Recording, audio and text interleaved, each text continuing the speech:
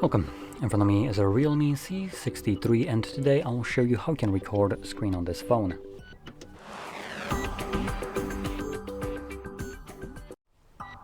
So to get started, you'll want to swipe down from the top of your screen twice, which will reveal a bunch of toggles, and one of those should be a screen recorder, which for me it is on the second page right over here.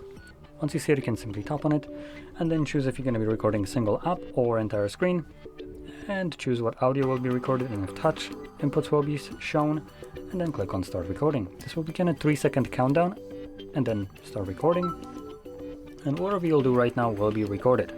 Now once you're done, you can pull down your notifications again, click on stop to stop the recording, which will automatically save it to your photos or gallery application, whatever we have right here. It looks like it's the photos.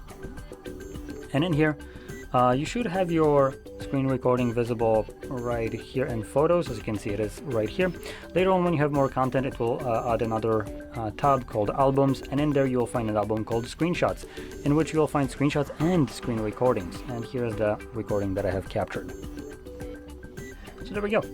Now, if you found this video helpful, don't forget to hit like, subscribe, and thanks for watching.